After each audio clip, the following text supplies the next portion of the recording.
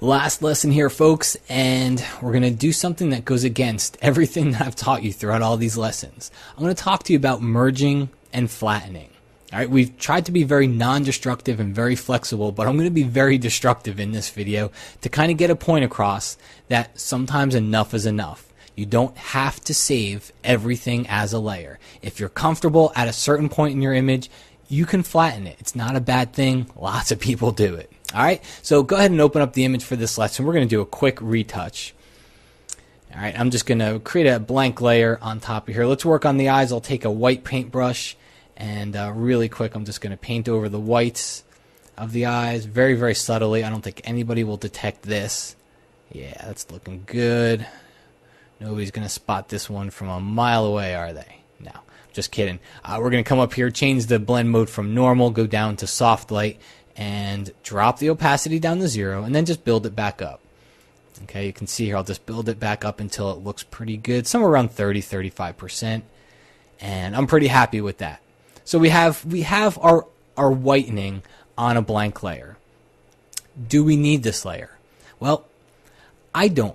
Okay, for me personally, as much as I love layers and as much as I love the non-destructive workflow, I can't sit here and tell you that if I were working on this photo that I would not flatten at this point, because this layer, it's just an extra thing in my layers palette. I don't need it, and I know I'm not going to want to go back. So I can come up here to the layer menu and go down to flatten image, and it flattens it together. All right, so now that layer's gone, I'm working on one layer again. Let's create another new one. This example, I'm going to paint over the iris here. And right there.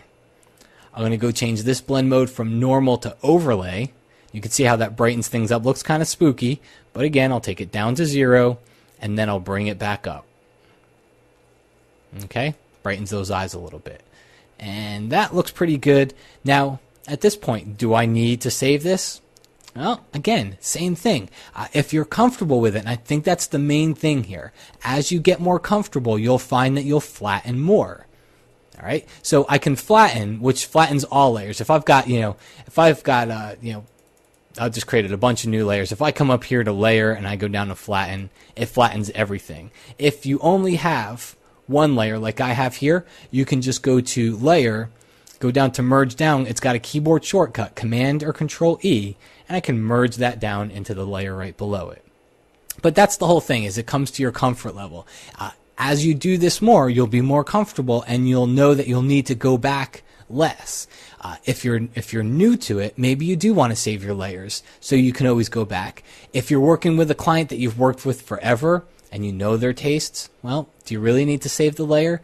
If it's a brand new client, then maybe you want to consider saving more layers in case they do change their mind. So it's really at your discretion.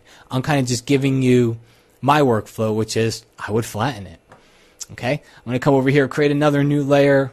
Let's take the healing brush and just do a little bit of lightening under her eyes here. And we'll drop the opacity, because that lets us get the best of both worlds. Drop it all the way down and then just bring it back up gradually. Okay, so before and after. Once again, do I need to save it? I'm not. I'm pretty happy with it, so I'm going to hit Command E, and that's going to flatten it down. Another example would be sharpening. Let's duplicate the layer, go up here to the filter menu, go down to sharpen, hit it with an unsharp mask. And I'm going to really crank it up just because I know it's harder to see this stuff on the screen through the video. So I'm going to crank it up more than I normally would, but I want to make sure you see the sharpening. So I'll hit OK, and I'll create a layer mask. Now remember, in our masks panel, remember how we can invert that layer mask, go from white to black? And what's that do? It hides everything that's on the mask, or it hides the layer because the mask hides everything. So now all we're seeing is the photo that's underneath. If I take my brush tool, and I set my foreground color to white, now I can come over here and I can paint over the areas that I want to be sharp.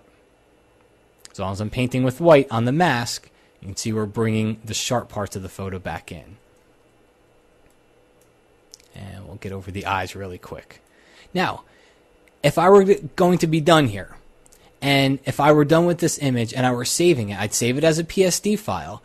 I might not flatten this point, because this is sharpening, and sharpening can sometimes be device specific. It may work great for the web, and when I go to print, it might look a little soft. So maybe I'll want to sharpen it a little more if I go to print. It's a good idea to consider saving your sharpening layer as a layer. And that way I can come in here, if it looks too soft or it looks too harsh, I can drop the opacity down if it's too harsh. If it's too soft, I can delete it, and I can start over again, and I can add more sharpening to the photo. Since I did use a layer mask, I can do this. I could go to filter, go down to sharpen, hit it with an unsharp mask again, and since I added the mask to it, all it's going to do right now is sharpen the areas of the photo that are not hidden away. Okay, remember, we've got that layer mask on there. So it's only working on the parts of the photo where I want my sharpening to show through. So that's a candidate where you might want to leave your layers intact there, because you might want to change that. Okay? Another one here. Let's jump back. This is an image that we looked at back in lesson 7. Lots of layers inside of it. And do you really need to save them all? Do I need to save the pen and the shadow? Or am I pretty happy with the shadow? If you do this enough times, you'll be pretty happy with your shadows. I'm going to click on one and then just hit Command E on the Mac or Control E on the PC, and that flattens those together. So now that pen and that shadow are all one layer. Same thing here. You've got the butterfly, the layer below it. Do you really need both of these layers? I'm going to flatten them. We've got the text. We've got this shiny overlay that was over the text. Do I need all those? We'll come in there and we'll flatten those together. I'm just hitting Command E on the Mac or Control E on the PC. And what it does in the end, it just helps you manage your layers more easily. Because sometimes when you do have a lot of layers, it gets difficult to manage. But at the same time, not only is it difficult to manage a lot of layers, Photoshop starts to run slower. The more layers you add, the more things Photoshop needs to keep track of, and the slower that it can start to run. So it's a good idea to at least consider flattening your layers or consider merging some layers together. It's a comfort level thing. I totally get it, but I can't sit here and tell you that I never flatten, because I do. I flatten a lot. All right. And I think what it comes down to is balance. I know that I can work in a flexible, non-destructive way, and we learned that through all these videos. But I thought flattening and merging was a good way to finish things off here, because if you're ever wondering, is it easier to just work on one layer sometimes? Yeah, sometimes it is, and it's fine. After you know what you can do, and after you know that you can be flexible and non-destructive, it's good to know that when you want to, you can go in there and start to flatten your layers and start to merge some of them together.